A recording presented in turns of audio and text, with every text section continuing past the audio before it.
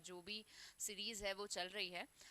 सो अब तक 4 units I have completed with. Now this one is the 5th unit, और 5th unit से मैंने बहुत ही इंपॉर्टेंट क्वेश्चंस आपके लिए पिक किए हैं. And the 5th unit is all related to your literary theory and criticism. ठीक है. So with this very first question we are about to begin your literary theory and criticism. चलिए. In Aristotle's Poetics, we read that it is the imitation of an action that is complete and whole. That is complete and whole. You must keep these keywords in your mind. And of a certain magnitude, having a beginning, middle, and an end. तो सबसे पहले आपने Aristotle की poetics को definitely study किया होगा. Literary criticism की अगर मैं बात करूँ, ट्रेडिशनल क्रिटिसिज्म की अगर बात करूँ, तो सबसे पहला नाम आता है प्लेटो का. प्लेटो की रिपब्लिक आपके सिलेबस मतलब आपके सिलेबस में मेंशन नहीं है, पर लिटरेरी क्रिटिसिज्म के फर्स्ट जो चैप्टर है उसमें प्लेटो की रिपब्लिक का डिस्कशन होता है. देन एरिस्टोटल की पोइटिक्स का. एरिस्टोटल की Poetics is basically a kind of treatise जिसमें आपको ट्रेजेडी, बेसिकली वर्स को डिवाइड किया गया है. वर्स को 2 पार्ट्स में डिवाइड किया है एरिस्टोटल ने. एक किया है ट्रेजेडी, दूसरा किया है एपिक एंड प्लस कॉमेडी. तो उन्होंने ट्रेजेडी, कॉमेडी और एपिक पोइट्री, इन तीनों का डेफिनेशंस, इन तीनों के कैरेक्टरिस्टिक्स, इन तीनों के बेसिक जो भी टर्मिनोलॉजीज हैं वो उन्होंने यहाँ पे एक्सप्लेन किया. और पर्टिकुलर ट्रेजेडी पे, ट्रेजेडी का फोकस एरिस्टोटल, ट्रेजेडी पे एरिस्टोटल का फोकस सबसे ज़्यादा था. ठीक है. ट्रेजेडी होती क्या है, इसका पूरा डेफिनेशन बताया गया है कि ये इमिटेशन होता है ऑफ अ रियल एक्शन. जो भी हम रियल लाइफ में एक्ट करते हैं, ट्रेजेडी उसी का इमिटेशन होता है. Tragedy should be complete and whole. It has the beginning, middle and end. एक सर्टन मैग्नीट्यूड इसमें होना चाहिए. ये सारी चीज़ें एरिस्टोटल बोलते हैं.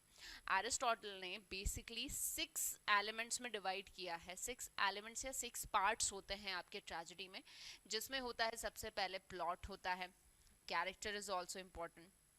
Then your diction is important. Then your thought is important. Then your melody is important. And your spectacle. तो इस तरीके से 6 ये उन्होंने पार्ट्स बोले हैं जिसमें प्लॉट होना चाहिए. प्लॉट में भी उन्होंने अलग डिस्क्रिमिनेशन दिया है कि प्लॉट्स में भी क्या क्या चीज़ें होनी चाहिए. बिगनिंग, मिडल, एंड होना चाहिए. कैरेक्टर में उन्होंने एडिपस रेक्स का एग्जाम्पल लिया है ट्रेजेडी में कि एडिपस रेक्स जैसा कैरेक्टर होना चाहिए जिसमें हमार्शिया होना चाहिए, ट्रैजिक फ्लो होना चाहिए, इसमें एनेग्नोरिसिस होने चाहिए, इसमें परिपटेया होना चाहिए. सारी चीज़ें उन्होंने बताई हैं. डिक्शन का उन्होंने यूज़ बताया कि डिक्शन कैसा होना चाहिए, वर्ड्स कैसे होने चाहिए, सेंटेंस कैसा होना चाहिए, थॉट क्या होना चाहिए, मेलोडी कैसी होनी चाहिए, spectacles, the scenery, the view. तो इस तरीके से ये सारी चीज़ें एरिस्टोटल ने यहाँ पे डिस्क्राइब करी है. ठीक है. तो डेफिनेटली जब मैंने बोला कि जब मैंने पूरा डेफिनेशन दिया, you have come to know कि एरिस्टोटल किसके बारे में यहाँ पे बात कर रहे हैं. So he is talking about tragedy, epic, pet poetry, comedy. इस कॉमेडी का बहुत छोटा पोर्शन आपके एरिस्टोटल में, एरिस्टोटल की पॉलिटिक्स में देखने को मिलेगा. अदरवाइज ट्रेजेडी का most probably portion has been covered by tragedy itself. ठीक है. सो इस तरीके से आपको आपके सिलेबस का ये पहला पोर्शन है लिटरेरी क्रिटिसिज्म एंड थ्योरी का. बहुत अच्छे से इसको स्टडी करना है. ट्रेजेडी से रिलेटेड क्वेश्चंस पक्का आएंगे ही आएंगे.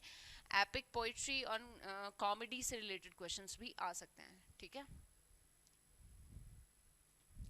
चलिए देखो, यहाँ पे एक छोटा सा मैंने डिस्क्रिप्शन लिया है जो आपकी एग्जाम पॉइंट ऑफ व्यू से आपकी हेल्प भी कर देगा. बहुत इंपॉर्टेंट है.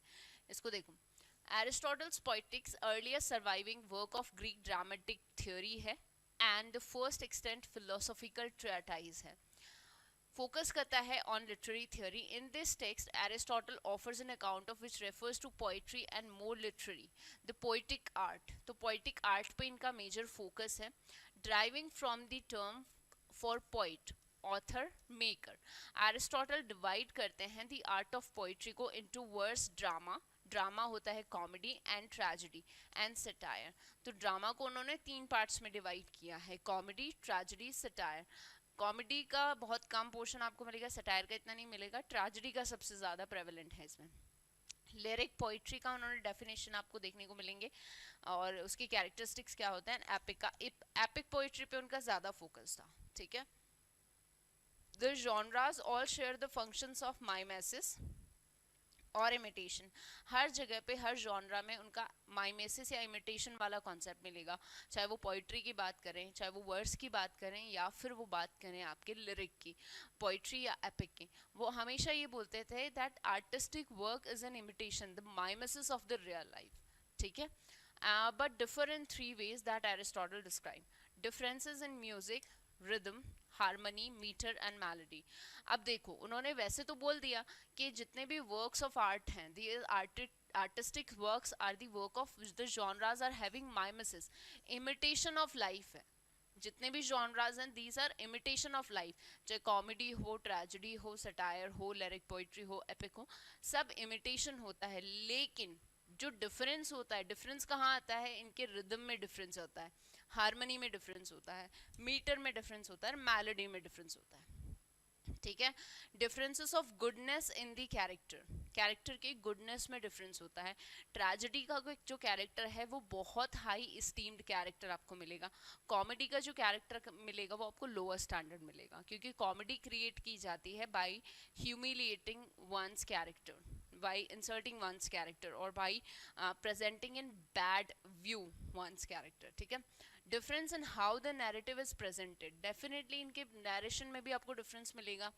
And telling a story of acting it out, और किस तरीके से स्टोरी कही जाती है, एक्ट में क्या डिफरेंस होता है, ये सारी चीज़ें यहाँ देखने को मिलेंगी।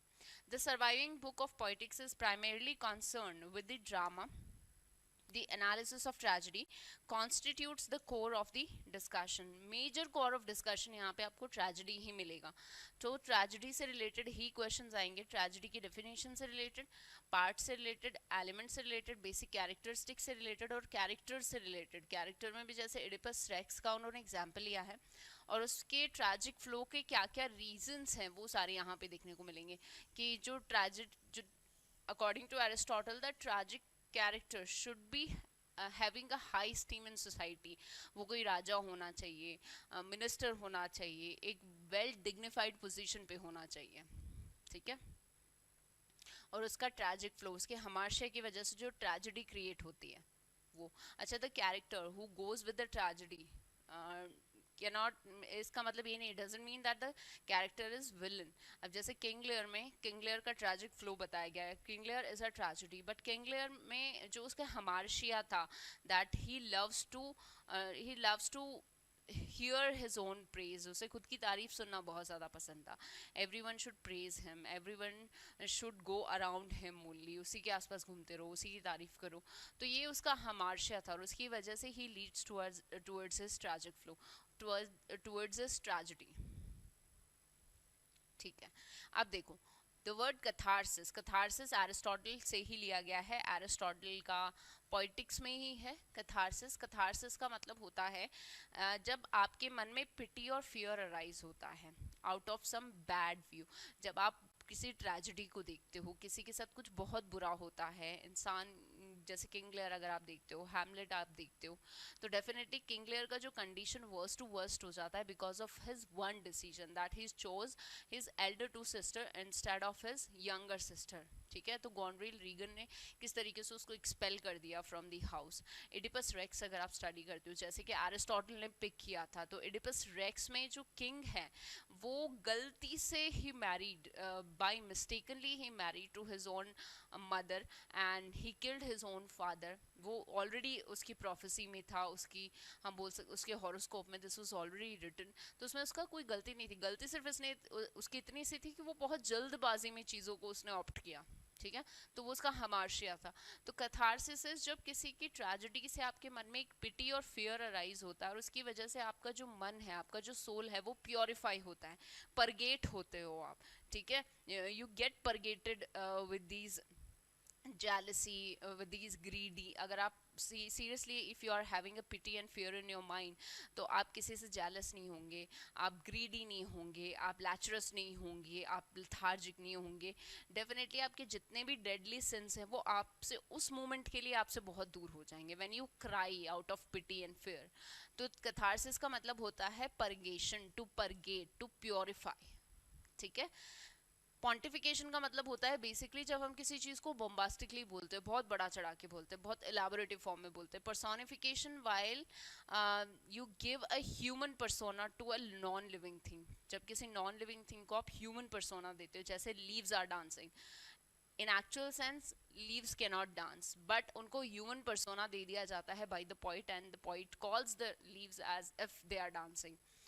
पब्लिकेशन यू ऑल नो, ठीक है. सो कैथारसिस का मतलब होता है परगेशन. हमार्शिया से रिलेटेड क्वेश्चन आ जाता है. What is the meaning of hamartia, what is the meaning of anagnorisis, what is the meaning of peripeteia. तो ये सारे टर्म्स हैं इन आपके पॉलिटिक्स में, बहुत इंपॉर्टेंट है आपके एग्जाम पॉइंट ऑफ व्यू से, तो बहुत अच्छे से स्टडी करना है. चलो next question is the line poetry is a criticism of life. तो पोइट्री लाइफ का क्रिटिसिज्म होता है. This was being spoken by whom and in which writing? So these are the lines which occurred in study of poetry.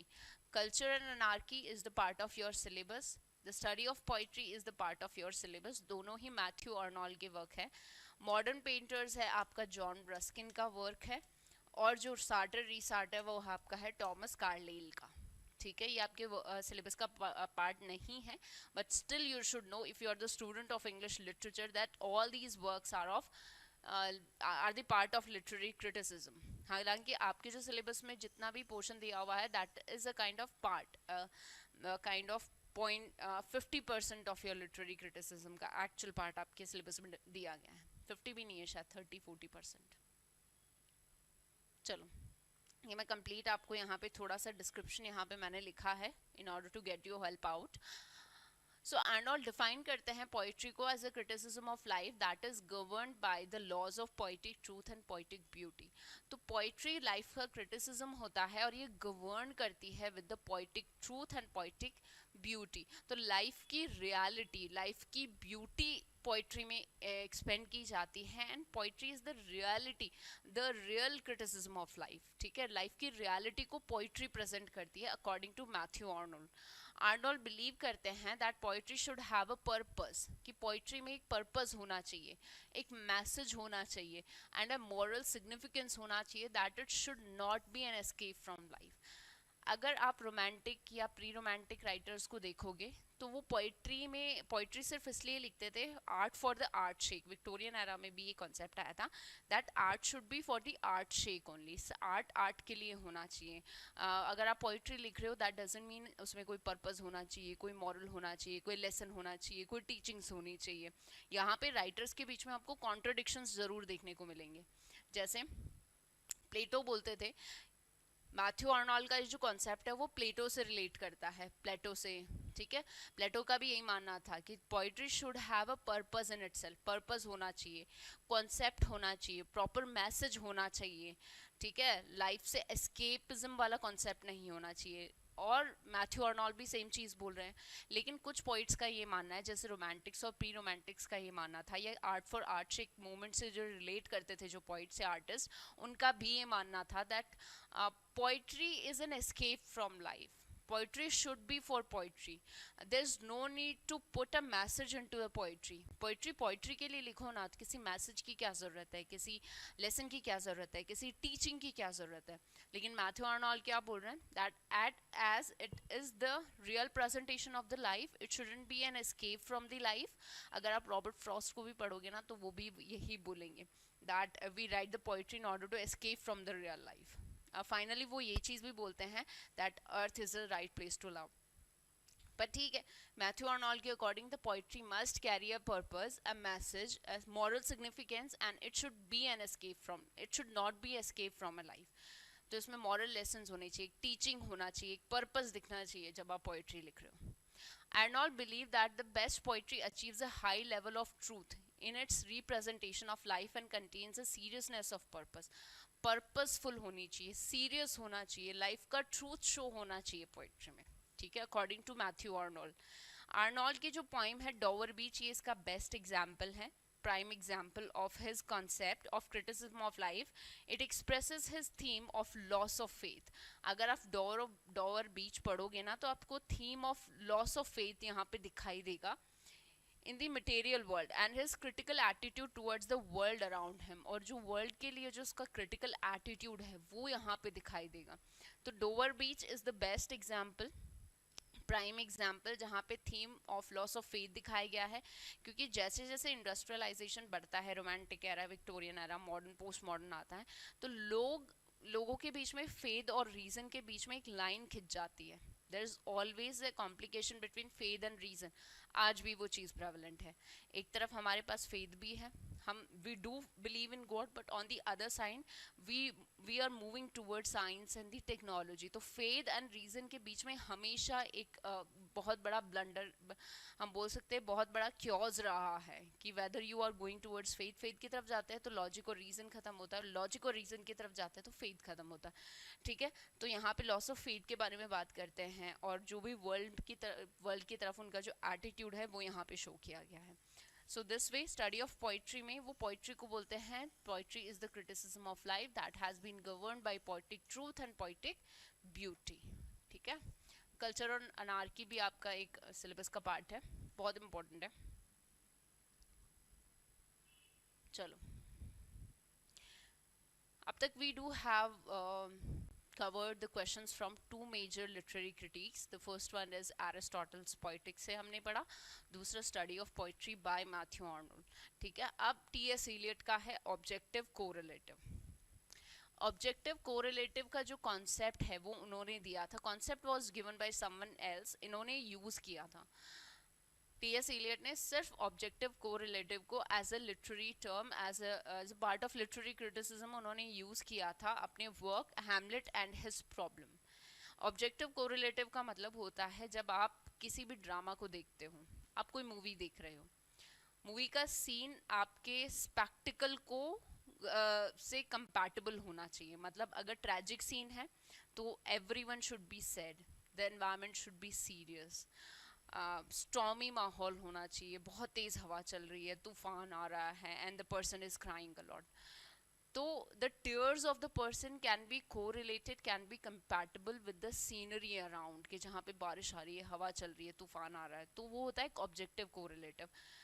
अब आप छोटे से एक चीज़ मानना कि कोई आदमी है who is clothed very well, बहुत अच्छे से कपड़े वपड़े उसने पहने हुए हैं, सूट बूट टाई वाई शूज वूज सब कुछ लगा के अच्छे से, और फिर फुटपाथ पे बैठा है and is begging for the penny, और किसी पेनी के लिए बैग कर रहा है। Would you have a pity on him, कि आपको उस पर दया आएगी, कि आपको लगेगा कि हाँ we should give him some money, और उसे कुछ देना चाहिए, कुछ कपड़े देने चाहिए, कुछ खाने को देना चाहिए, बेचारा भूखा है और वो रोए जा रहा है कि मैं भूखा हूँ, मैं प्यासा हूँ, मुझे ये चाहिए वो चाहिए। क्या आप उसकी ट्रेजेडी को उसके स्पेक्टिकल से, उसके व्यू, उसके अपीयरेंस से कोरिलेट कर पाएंगे?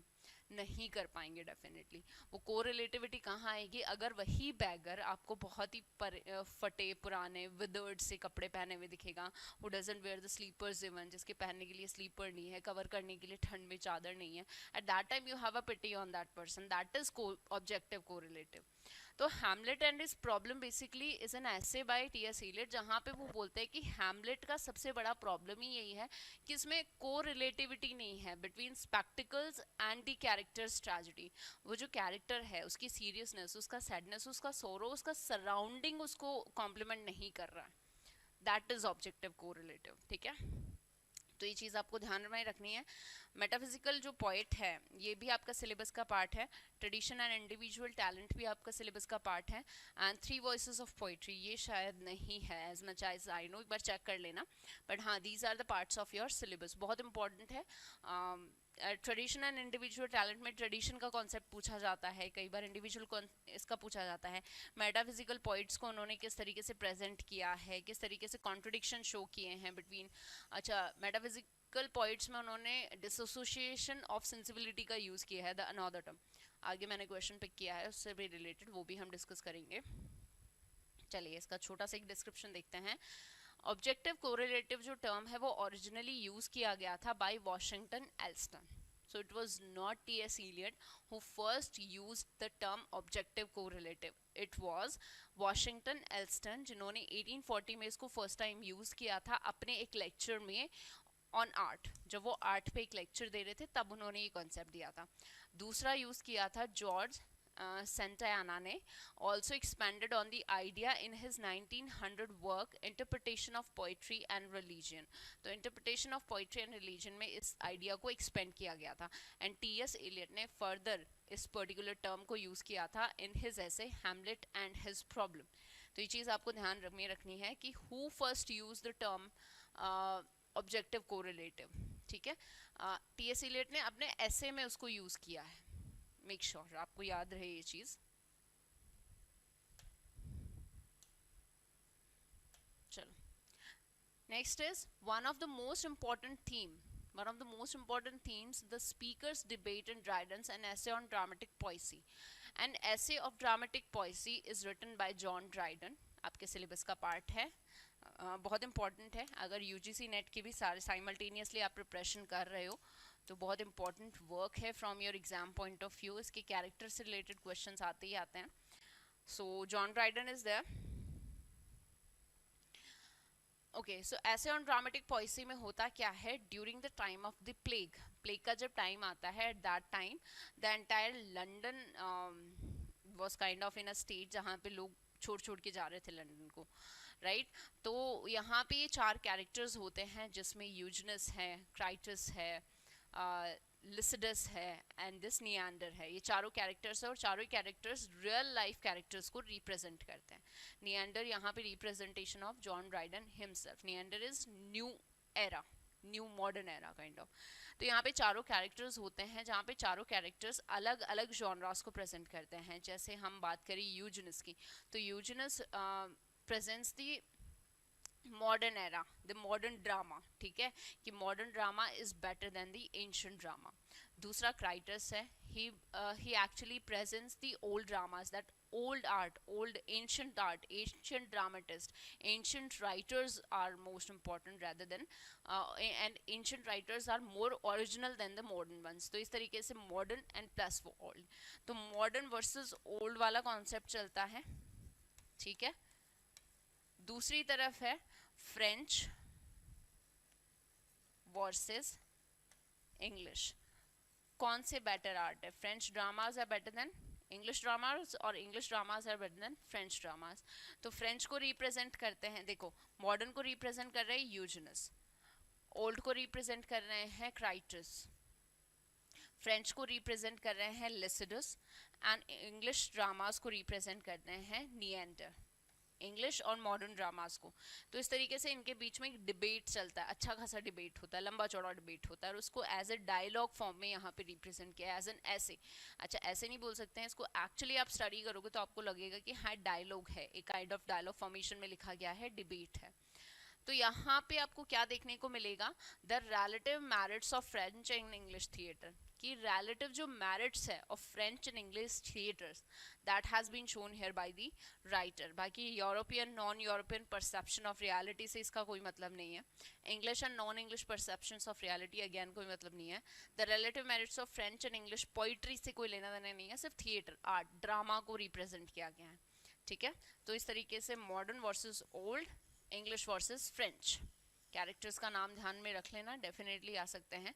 और कौन से कैरेक्टर कौन से रियल लाइफ कैरेक्टर को रिप्रेजेंट कर रहा है, ये भी क्वेश्चन आ सकता है. ये देखो एक छोटा सा मैंने यहाँ पे डिस्क्रिप्शन यहाँ पे आपके लिए पिक किया है. John Dryden's essay of dramatic poesy was likely written in 1666. 1666 में लिखा गया था ये, and during the Great Plague of London. ठीक है, ये चीज़ भी ध्यान में रखनी है, there can be a question. Published हुआ था in 1668. Dryden's claim in this essay was that poetic drama with English and Spanish influence is justifiable art from when completed to traditional French poetry. तो traditional French, ancient और French की हम बात करें, उसके comparison में modern English dramas are more prominent, more original, more artistic. ठीक है. और यहाँ पे जो ट्रेटाइज है जिसमें डायलॉग दिया गया है अमंग 4 स्पीकर्स हैं हमारे पास, यूजनस जो मॉडर्न को रिप्रेजेंट करता है, modern drama, Crites ancient drama को रिप्रेजेंट करते हैं, लिसिडस फ्रेंच ड्रामा को रिप्रेजेंट करते हैं, Neander who is John Dryden himself, वो इंग्लिश और मॉडर्न ड्रामा को रिप्रेजेंट करते हैं. ठीक है, so this way you have come to know कि ऐसे ऑन ड्रामेटिक पोएसी है क्या, मेजर कैरेक्टर्स कौन कौन से हैं। अब आपको जो स्टडी करना है कि ये जो रियल लाइफ कैरेक्टर्स हैं वो कौन प्रेजेंट कर रहा है, वो चीज़ आपको ध्यान में रखनी है। And the concept of the basic dialogue, ज़्यादा मतलब डिटेल में पढ़ने की ज़रूरत नहीं है, but you should know the overall concept, ठीक है। और the great plague of London का जो मेंशन है वो डेफिनेटली, क्योंकि उसी टाइम पे इसको एक्सिक्यूट किया गया था। According to Longinus, the sublime has the following features except. On the sublime by Longinus is another topic of your syllabus. आपके syllabus का दूसरा topic है, बहुत important है. On the sublime, basically the sublimity of the poetry. यहाँ पे बात की गई है कि poetry में क्या क्या कॉन्सेप्ट, क्या क्या सबलाइम कॉन्सेप्ट होने चाहिए जो पोइट्री को बहुत इफेक्टिव बनाते हैं। तो यहाँ पे किस किस के बारे में बात किया गया है, एक्सेप्ट वन। देखो, it is the essence of all great poetry and oratory. It is interested in the usual rhetorical goal of persuasion. It valorizes special use of language, right? It is a matter of reader response. तो यहाँ पे इन चारों में से आपको एक option को exclude करना है। देखो, पोइट्री एंड ऑरेटरी की बात डेफिनेटली होती है। पोइट्री में सब्लिमिटी क्या क्या होनी चाहिए, पोइट्री में great thought, great emotion, great characters, ये सब कुछ होना चाहिए। Everything must be on sublime. Valorise करती है special use of language, definitely great use of language. It is a matter of reader response, reader response का matter तो होता ही है। डेफिनेटली ऑलवेज सब्लिमिटी की बात कब आती है, सबलाइम पोइट्री की सब्लिमिटी कब पता चलती है, जब रीडर किस तरीके से उसको रिस्पॉन्ड करता है, रीडर किस तरीके से उसको रीड कर रहा है, रीडर कितना उसको अंडरस्टैंड कर पा रहा है, ठीक है। So this way we have come to know that it is interested in the usual rhetorical goal of persuasion. Persuasion का कोई गोल नहीं होता है कि हाँ poetry has to be written to persuade the reader, नहीं, reader को persuade करने के लिए नहीं। अगर poetry अपने आप में ही sublime है, इसमें great thoughts हैं, great emotion है, बहुत amazing narrative technique है, ठीक है, और तो डेफिनेटली रीडर का जो रिस्पॉन्स है वो पॉजिटिव होगा। That doesn't mean that the writer should write a poetry in order to pursue the reader, no, it is not the right answer, ठीक है। तो गोल ऑफ परसुएशन नहीं होता है, डेफिनेटली ये चीज़ आपको ध्यान रखनी है। ऑन द सबलाइम अच्छे से पढ़ना है, पोइट्री से रिलेटेड क्या क्या कॉन्सेप्ट्स दिए हैं यहाँ पे लॉन्जाइनस ने, क्वेश्चन कैसा भी आ सकता है। ये देखो, ये छोटा सा मैंने यहाँ पे डिस्क्रिप्शन ऐड ऑन किया है। So Longinus critically applauds and condemns certain literary works as an example of good or bad style of writing. तो यहाँ पे good और bad style दोनों को ही उन्होंने बताया है और दोनों के example सहित उन्होंने elaborate किया है। Longinus ultimately promotes an elevation of style and an essence of simplicity. So style should be elevated, but the theme should be simple. Understandable होना चाहिए, ठीक है। To quote this famous author, the first and most important source of sublimity is the power of forming great conceptions. Concept should be great, ठीक है। The concept of the sublime is generally accepted to refer to a style of writing that elevates its above the ordinary. तो elevate मतलब above, sublime is above the ordinary. Theme simple होना चाहिए, ठीक है, concept आपने बहुत simple लिया है, बट बाकी चीज़ें बहुत एलिवेटेड होनी चाहिए, सबलाइम होनी चाहिए, थॉट्स अच्छा होना चाहिए, उसमें थॉट बहुत इलाबोरेटिव होना चाहिए, ठीक है, इफेक्टिव होना चाहिए, डिक्शन बहुत अच्छा यूज होना चाहिए उसमें।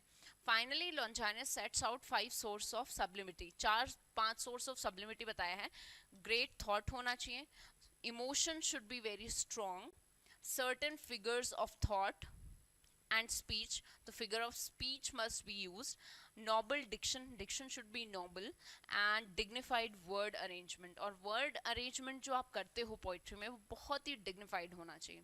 तो simple grounds में आप simplicity के साथ इन सब चीज़ों को किस तरीके से apply कर सकते हो, great thought, strong emotion, figure of speech, noble diction, and dignified word arrangements. So all these comes into the 5 major characteristics of sublimity जो कि लॉन्जाइनस ने दिए हैं on the sublime. तो ये पांचों आपको ध्यान में रखना है। हो सकता है इन characteristics से related भी question आ सकता है। There can be question that which among the following is not the one, which among the following is not the source of sublimity in Longinus on the sublime. ठीक है, question कैसे भी घुमा फिरा के पूछा जा सकता है, आपको पढ़ना अच्छे से, बस ये चीज़ ध्यान रखनी है। क्लियर है? Next in line, what is Johnson's opinion regarding violation of the 3 unities in place of Shakespeare? देखो, डॉक्टर सैमुअल जॉनसन, उन्होंने एक राइटिंग दी है प्रीफेस टू शेक्सपियर, जो आपके सिलेबस का पार्ट है। प्रीफेस टू शेक्सपियर में उन्होंने शेक्सपियरियन ट्रेजेडीज जो ड्रामा है उनकी अच्छी, गुड और बैड दोनों क्वालिटीज को इन फ्रंट ला के रखा है। अब यहाँ पे जो 3 यूनिटीज की बात हो रही है, द वायलेशन ऑफ 3 यूनिटीज, तो एरिस्टोटल ने अपने पोएटिक्स में प्लॉट की 3 यूनिटीज के बारे में बात की थी। वो है the unity of time, the unity of time, the unity of place and the unity of action। इन तीनों यूनिटीज की यूनिफाइड फॉर्म में प्लॉट को कंस्ट्रक्ट किया जाना चाहिए कि प्लॉट कैसा होना चाहिए, कि उसमें यूनिटी ऑफ टाइम होना चाहिए, which means a story must be within 24 hours, 24 hours के अंदर अंदर की कहानी होनी चाहिए। Place, the drama must be executed और the setting must be of one place only, एक जगह पे होनी। 24 घंटे में कितना ट्रैवल कर सकते हो आप? आजकल का ज़माना तो है नहीं, it was all about Elizabethan era. और अगर एरिस्टोटल ने पॉलिटिक्स का कॉन्सेप्ट दिया है तो definitely it was far far before now. And action should be correlated, action should be correlated, एक सिंगल लीनियर होना चाहिए, सिंगल कैरेक्टर की कहानी होनी चाहिए, मल्टीपल नहीं होनी चाहिए चीज़ें, है ना। तो इस तरीके से, तो आइए देखते हैं कि सैमुअल जॉनसन ने रिगार्डिंग विलियम शेक्सपियर क्या बात बोली है। तो सबसे पहले, Shakespeare should have followed the 3 unities. हाँ ठीक है, उनको फॉलो करनी चाहिए, डॉक्टर सैमुअल जॉनसन ने बोला है। Shakespeare followed the important unity of action satisfactorily. हाँ, आप अगर बात करो विलियम शेक्सपियर के ड्रामास की, तो यूनिटी ऑफ एक्शन आपको ज़रूर देखने को मिलेगा। Unity of time and unity of place, ये दोनों चीज़ें वॉयलेट हो रही है, otherwise unity of action is there in his dramas. तो ये भी उन्होंने बोला है। Shakespeare's plays suffered because they did not follow unities. अब अगर ये ऑप्शन आप बोल रहे हो कि हाँ ये चीज़ है कि सफ़र करते हैं, तो इसके कॉन्ट्रडिक्शन में आ जाएगा, because doctor Samuel Johnson has already spoken this that William Shakespeare has used unity of action in his dramas. तो ऐसा तो हो ही नहीं सकता कि तीनों ही यूनिटीज़ को वॉयलेट किया है, तो ये गलत होगा। उन्होंने यूनिटी ऑफ एक्शन को एग्जैक्टली फॉलो किया है। And unity of time and place arise false assumptions। Definitely unity of time and place जो है ये false assumptions create कर रहे हैं। unity of time और place आपको विलियम शेक्सपियर के ड्रामाज में नहीं देखने को मिलते हैं, unity of action देखने को मिलेगा, ठीक है। So this is all about preface to William Shakespeare by Dr. Samuel Johnson। और भी बहुत सारी चीज़ें हैं जो इम्पोर्टेंट है। क्वेश्चन ऐसा भी आ सकता है, which among the following unity was followed by William Shakespeare in his drama according to Dr. Samuel Johnson। ठीक है, चलिए next is, Aristotle argued that poetry provides an outlet for the release of intense emotion। कि poetry क्या एक कैसा place है to release an intense emotion. अगर आपको अपने इमोशंस को एक्सप्रेस करना है, तो व्हाट काइंड ऑफ प्लेटफॉर्म और what kind of outlet the poetry presents you according to Aristotle. ये क्वेश्चन आपको आपके सामने है, एरिस्टोटल का पोइट्री से रिलेटेड क्या कॉन्सेप्ट है। ये छोटा सा मैंने आपको क्लू ऑलरेडी दे दिया है जब पहला क्वेश्चन शायद हम डिस्कस कर रहे थे। तो बताइए इसका आंसर क्या है। You do have 10 seconds in your hand, जल्दी से बताओ इसका आंसर। आपको सोचना है, समझना है और अच्छे से इसको देखना है। We do have the 4 options here, safe है, डेंजरस है, अनसर्टेन है या अनरिलायबल है। तो आप अपना छोटा सा, अगर आप जितना नॉलेज है, as much as knowledge you are having, आप इस चीज़ को आंसर आउट कर सकते हैं, राइट।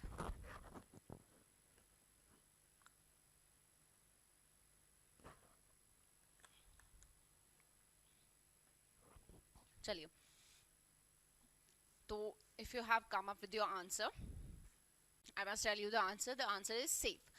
तो अकॉर्डिंग टू एरिस्टोटल आर्ग्यू करते हैं कि पोइट्री जो है वो सेफ आउटलेट है।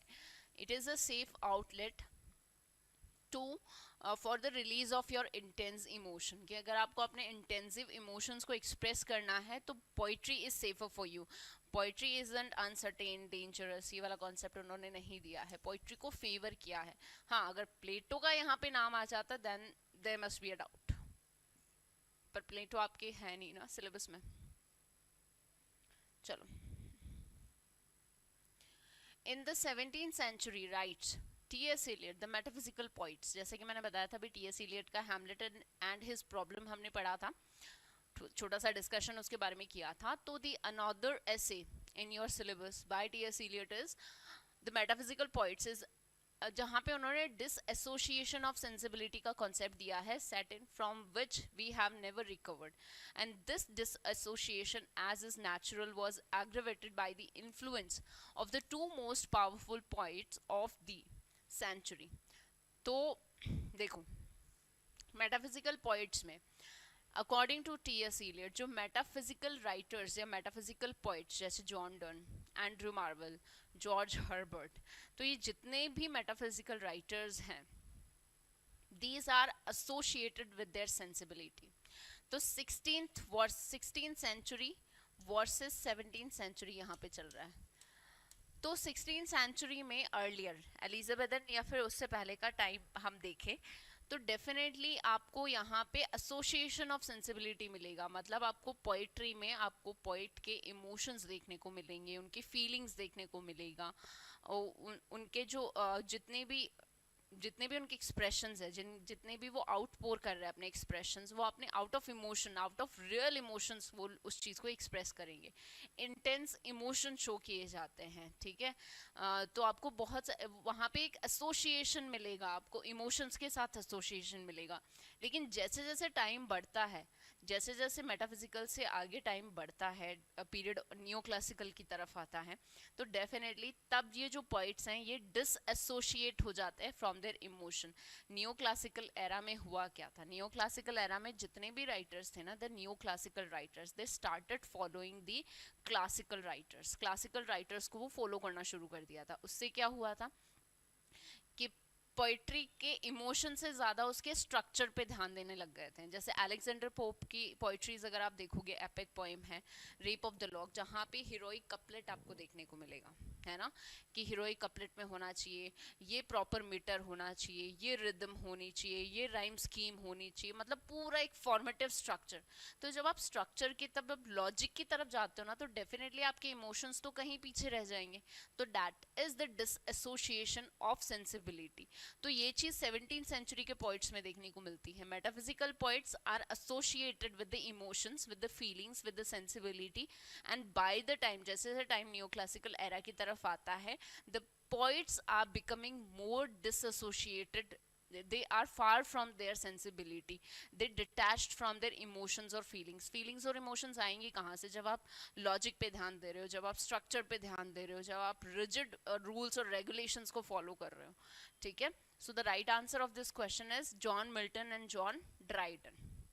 So these are the poets. यहाँ से शुरू हो जाती हैं एक प्रॉपर स्ट्रक्चर में पोइट्रीज लिखना, प्रॉपर फॉर्मेट में, प्रॉपर रूल्स रेगुलेशंस के साथ पोइट्री लिखना इन्होंने शुरू कर दिए थे. That's why they have become disassociated with their sensibility. And the metaphysical writers, the metaphysical poets are more associated with their sensibility. Clear है?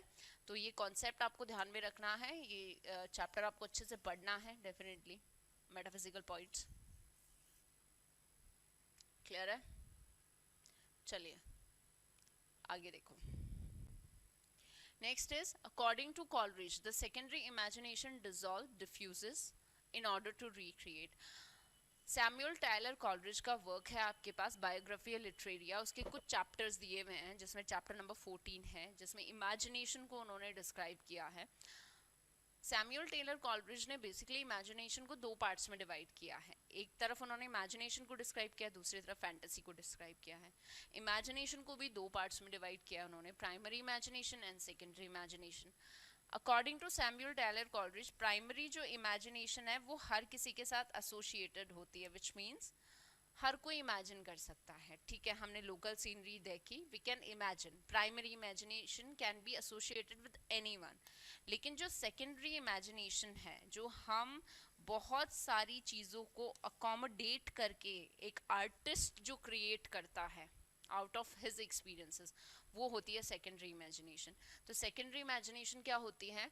इसमें जो प्राइमरी इमेजिनेशन है उसको डिसॉल्व किया जाता है, डिफ्यूज किया जाता है और डिसिपेट किया जाता है इन ऑर्डर टू रिक्रिएट। तो ये एक आर्टिस्ट ही कर सकता है। तो लोकल एक कॉमन आदमी, आम आदमी के पास होता है प्राइमरी इमेजिनेशन, पर जो एक आर्टिस्ट होता है that person is having a secondary imagination, जो कि अपनी सोल में परसीव करता है the entire unity of the universe.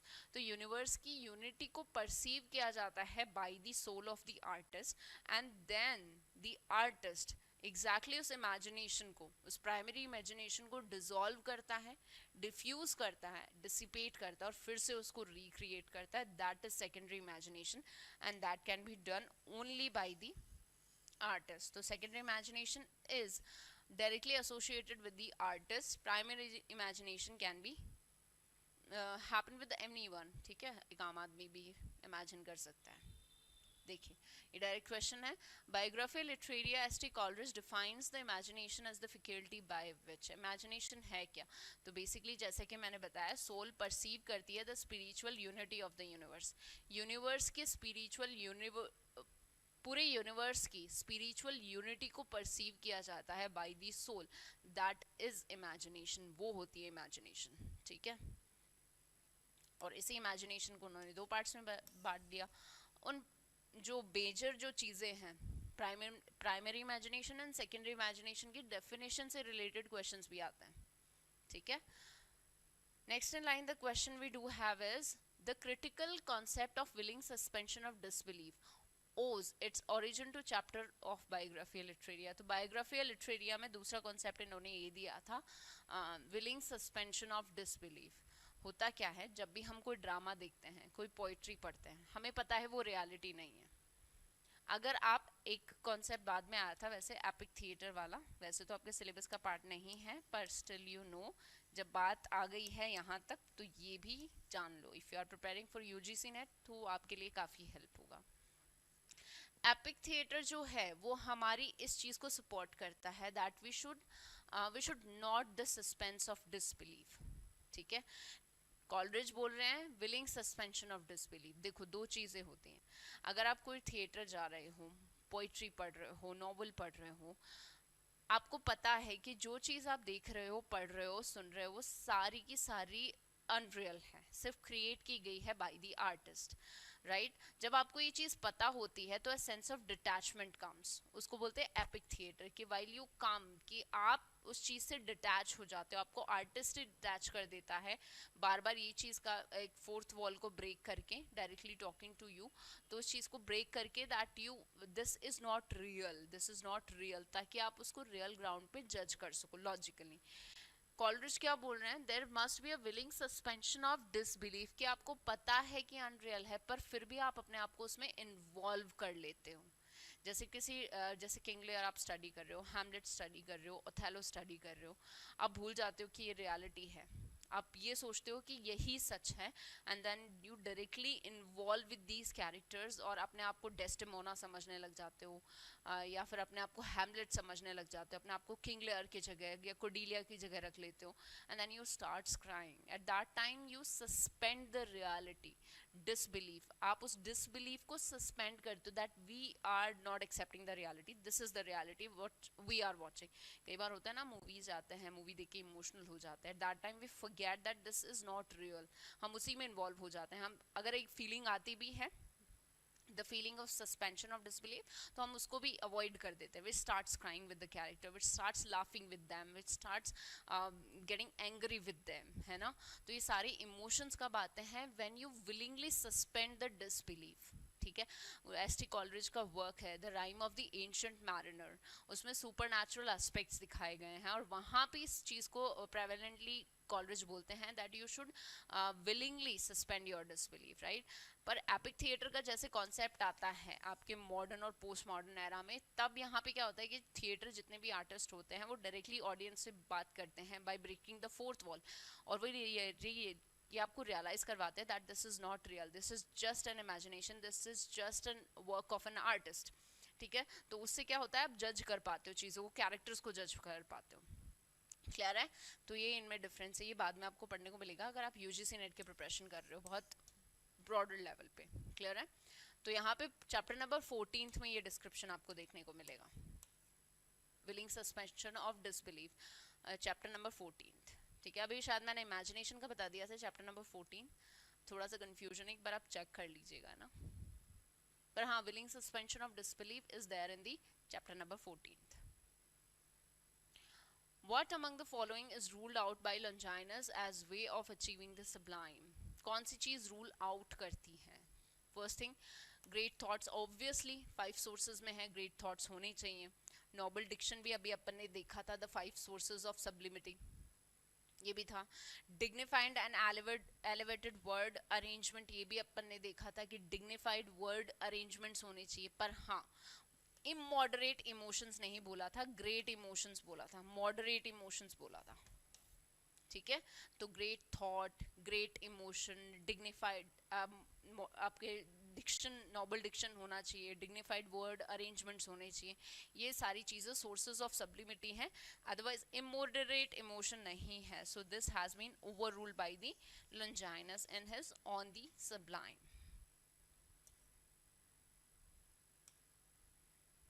Okay. Question number 14th.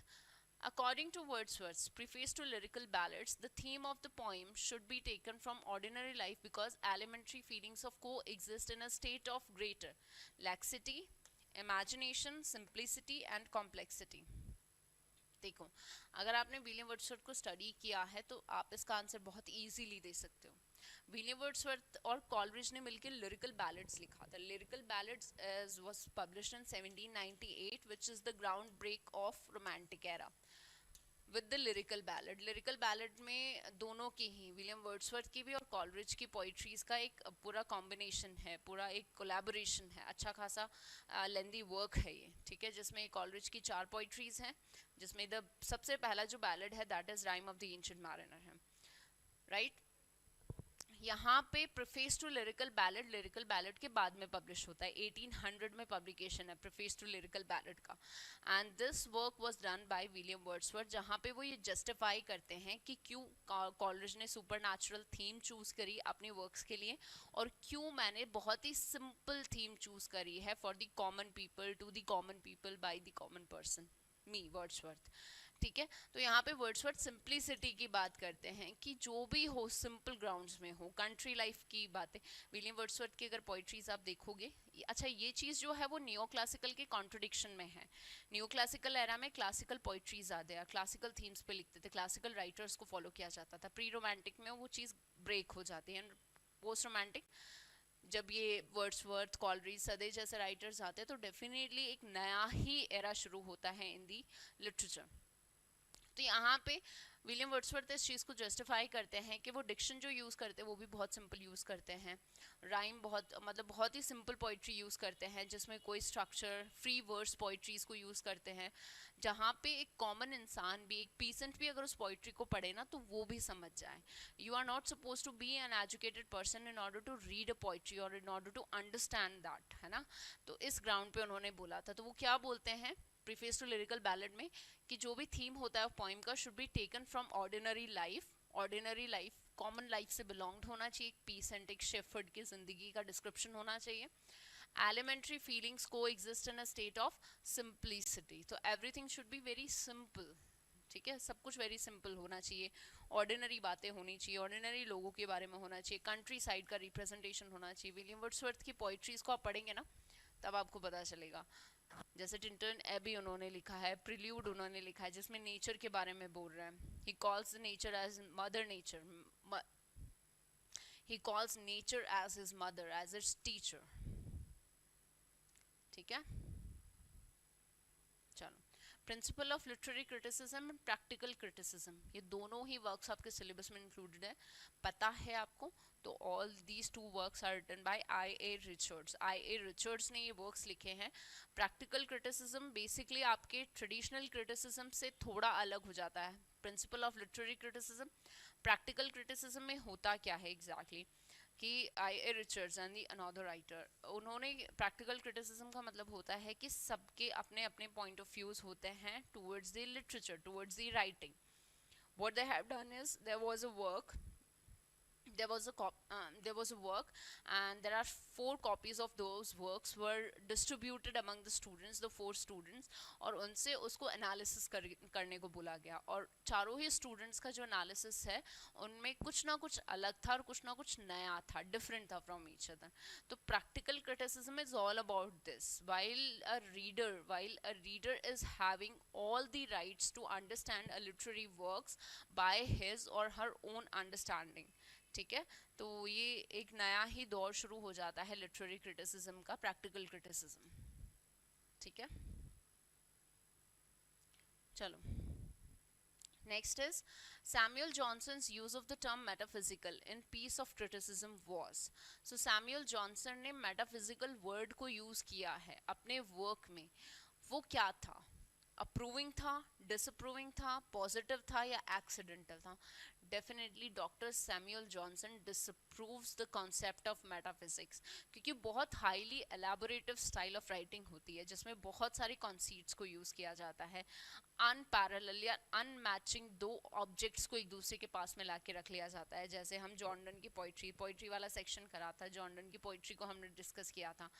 Flee है, कैनोनाइजेशन है, जहाँ पे फ्ली को वो एज एन ऑब्जेक्ट ले रहा है और जिसमें उसका और उसके बिलवड का जो ब्लड है वो मिंगल हो जाता है, and that time he says that this is our marriage temple, this is our a marriage bed, this is a place jahan pe we got mixed with each other and nobody can separate us now, right? While his beloved was disapproving or denying his proposal, तो उन्होंने ये सारे logics दिए थे with this poetry flea.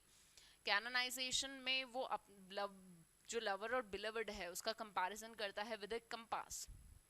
तो ये बहुत सारे कॉन्सेप्ट्स हैं और इसी वजह से doctor Samuel Johnson always disapproves the concept of